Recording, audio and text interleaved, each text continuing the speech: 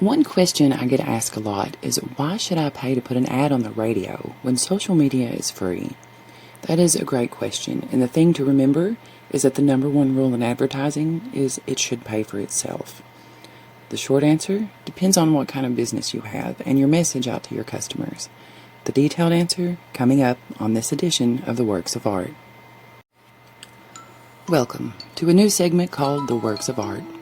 In this series, we will explore what it takes to successfully market your art or small business with techniques, expert advice, and educational tools and tips for making your advertising investments with confidence. I'm your host, Crystal Jones, creator and manager of Crystal Media, an independent ad agency that specializes in providing high-quality advertising and content for small business and independent artists. I've worked for several radio stations in the area, as well as one-on-one with numerous businesses and artists, creating social media platforms and content, as well as TV and radio ads. Today's topic, advertising on radio versus on a podcast. I would get asked a lot, why pay to put it on the radio when I can do it on Facebook for free? The truth is, it really does depend on the type of your business. I have advised some clients to go with a radio ad and some to stick on social media. Some business owners I advise to use their own voice and others to pay the station or production house to create a professional audio track or visual content.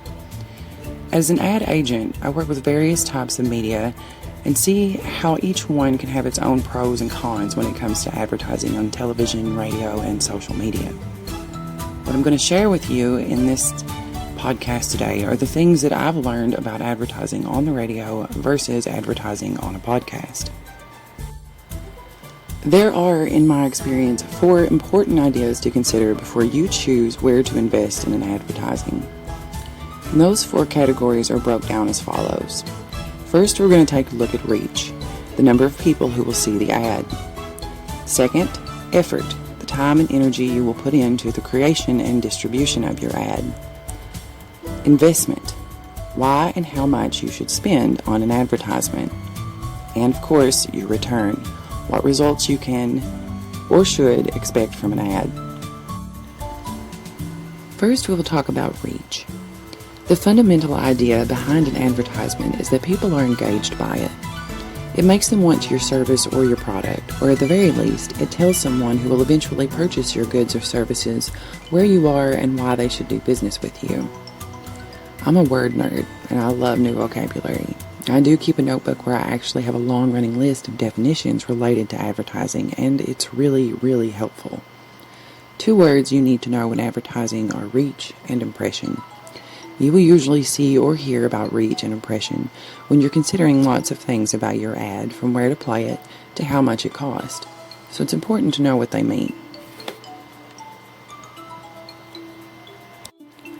Let's start with impression. Impression is the number of times it appears on a person's feed. You may think that everyone who follows you sees every post that you make. This is not true. Facebook and other social media platforms use algorithms to determine who sees your post. Posts are shown to people who have engaged with or clicked on or shared other like materials. So for example, you're a car dealer who is having a sale with 1,000 followers on Facebook. Only the people who have made some interaction with car-related posts recently will see this post on your feed. Also, consider that you may make a post at 10 a.m. and your target customer doesn't log on until after lunch. There's an excellent chance that it's lost in the last 2 hours of feed updates and they will be scrolling through and not see the ad that you've posted today. You did reach their feed, however, they did not actually see your ad. So reach is merely the number of times your ad appears on a feed. The impression is the number of times your ad was actually seen, as in someone actually laid eyes on it, clicked on it, engaged in some other way. Agencies and stations usually charge customers rates based on the prospective reach of an advertisement. The reach of radio is mass market. That means there's no way to single out a particularly likely customer with radio. You play the ad over an airway and everyone who hears it, even people who would possibly never use your product or service. Much like a newspaper ad, that reaches 1 or 2 people before the paper is trashed. Reach in podcast is measured nearly the same way, by how many listeners respond to the ad, by clicking on the banner or going to your website or store after hearing your ad. Podcast listeners are more of a niche market. In most cases, with the exception of large video sites like YouTube and TikTok, you choose exactly who hears your ads. For example, you sell handmade ceramic planters, you would advertise on or sponsor specifically on a show about gardening, where every audience member is a real potential customer. Podcasting effort is slightly different. You can again make your own commercial ad or pay a professional to make an audio or video ad for you. Obviously, podcasting has the visual advantage here. Many podcasts do record their sessions for later viewing on YouTube or other platforms. Podcasting is not scheduled, in that they do not typically have certain times within the program when they mention their sponsors or read ad copy. Now, they do this periodically throughout the show, but it's generally not at the exact same time mark in the show. But typically, you won't be charged a larger rate or top of the hour mention, etc., for putting you in what would on radio be considered prime time during the show. In both cases, radio and podcast, the effort is relatively the same, depending on whether or not you hire a producer to make the ad or an agent to distribute it for you. It is possible to make an ad that serves both radio and podcast audiences. You're likely to hear the same commercials on the radio that you've seen while watching YouTube. The audio is simply split from the video and played on the radio. The next aspect of advertising we'll talk about is effort. How much effort are you willing to put into your ad or campaign? On radio, most radio stations will allow you to record your own spot. You'll schedule a time to meet with a producer to record, or you can record yourself in a number of quality apps and programs available. Once you've cut your commercial, you'll decide some things like when and how many times it will air. Radio is scheduled programming, and you will pay top dollar for premium airtime, like commute hours or weekends and evenings. Radio can also offer professional voice actors or recognized on-air talent to record your ad for you. In advertising, it's been proven time after time that people trust a recognized voice. Even if you ran your business for 50 years, if people don't know your voice, I'd highly recommend you to hire one of the on-air talent to read your ad for you. This can be done as a pre-recorded agreed-upon ad copy, or, as mentioned, as a sponsor or a paid program through the station. Let's take a minute to talk about why you should hire a professional. It's their job to know how to professionally represent your business to the right audience using the correct marketing cues. Did you know, for example, that there are certain music notes that evoke empathy, or that there are colors known to correspond to certain emotions in people which cause them to feel a way about your product? The ad agents know this, and more, and that knowledge translates to dollars in your pocket if you utilize it. For this reason, I strongly encourage all endeavors of creativity, and saving money is good for any business, and that's the number one reason why you would try to do this yourself. However, contacting an ad agent can make the process much easier for you, and in most cases, agents can get you a better deal and save you money that way with working with media outlets on your behalf rather than trying to do it by yourself or trying to purchase the airtime on your own. Your budget for radio, if that's the route you choose, should be sizable. If you're going to run an ad, the salesperson or program director will often have some leads as to when the best time of day to run that ad would be. For example, you're having a school-related program. You want to make sure you catch the parents with the ad so you play it while they're driving to and from work or school. This is known in radio as drive time, and it's a very coveted spot for ads. It will often be one, if not the most expensive time slots next to any direct spots within high-rated programs, for example, morning shows or call-in shows. Ads in most media are based on between $20 and $50 to reach for 1,000 people. Reach, there's that word again. On radio, you will reach this number of people, but you won't likely make an impression on that number of people. Radio, remember, is very broad, so those thousands of people may or may not even be interested in your ad. Podcast budget. Again, the average rate here is still $20 to $50 for anticipated 1,000 people reached. However, if you recall, in a podcast market, the audience is much more niche, meaning that out of these thousands of people, a much larger percentage will actually be interested in your ad, and a higher percentage will engage or make a purchase. Podcast ads will most likely be pricey the more popular the show is, because they can offer more potential reach with 10,000 listeners than a show with 2,000 listeners or followers. Some upstarts cast may even take a gift card or samples for giveaways in exchange for your airtime.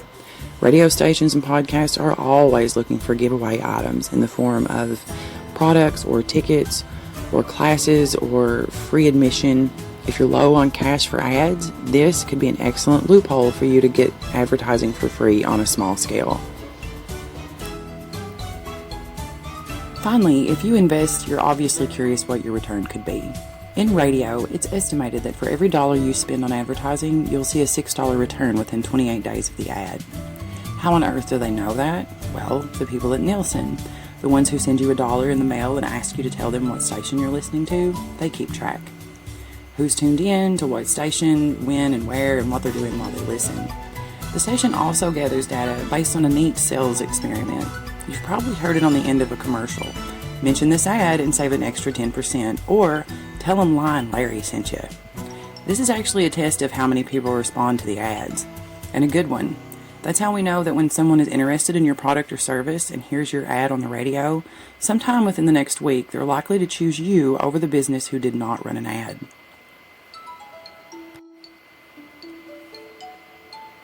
Podcast return. A Nielsen study for podcast advertising company Midroll showed that podcast ads are 4.4 times more effective than display ads. Exposure to ads in podcasts leads to an average of 10% uplift in the purchase intent.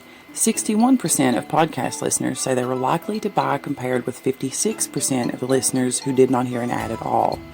So again, the niche of podcast listeners has an advantage over the broad audience of radio. You're talking about 60% of the people who heard the ad on a podcast said they were willing or interested in buying something from that person. Whereas again, on the radio, it's a much broader audience, and the percentage of people who are specifically interested in your item are going to be much smaller. So we've looked at the 4 most important things to consider when deciding between a radio and a podcast ad. So which do I suggest? Well, like I said in the beginning, it really depends on your business. The most effective ads for radio are best for a business that offers a day-to-day product or service that people are generally familiar with. These ads are primarily for updating business hours, announcing small sales, adding information to your social media presence, or letting people know that you're sponsoring a local, regularly scheduled program, such as a community bulletin board. And some of the better businesses that will do more effective with a radio ad, for example, are car lots, physicians, grocery stores, daycares, pet groomers, general repair services, banks, salons. Now, online advertising has a huge benefit when it comes to specialty stores and artists. Unlike the stores we just mentioned and the businesses that we just mentioned, artisans and specialty stores have goods that are best visually represented. Now, how do you do that on a podcast? Well, again, many of these podcasts film their episode for air on YouTube or a similar website later on. They may feature your product in hand, as to say they may actually hold it up and show it to the camera and say, this is, brought to you by one of our sponsors, or it may be featured in a part of their decor on air, in the background on the shelf, or in the form of your logo perhaps on a wall behind them while the video is playing. With one click, though, interested people are in your store. And what you have to consider and remember is that the audience is already online, and it's typical of an advertiser to put your content links in their description. So with just a click, those people are in your store online, looking at your merchandise, considering buying from you, and finding out more information about your business or art. And as opposed to radio, where they hear the ad and have to exert a bit more effort to read your business. Why does this matter? Well, certain items and service are best, again, with a visual. Nearly every single social media platform has a way for you to look once and then click to your store. Fill orders, book appointments, collect payments, all online. Efficiency is the real name of the game in online advertising and sales.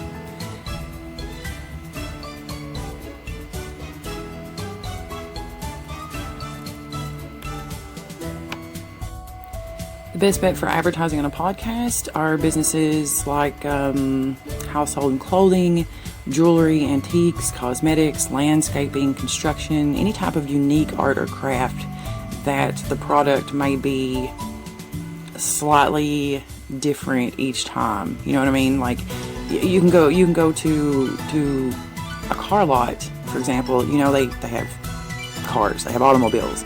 If you go into, say, a boutique, you want to show people that your boutique is not necessarily just clothes or just jewelry, that it has a variety of items, and that's best done, again, with a visual.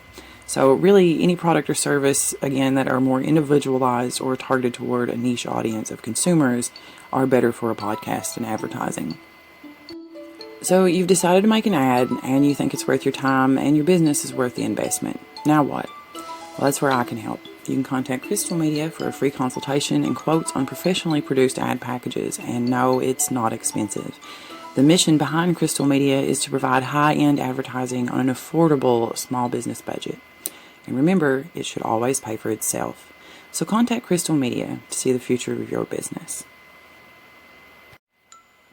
So that's it for our look at advertising on the radio versus advertising online.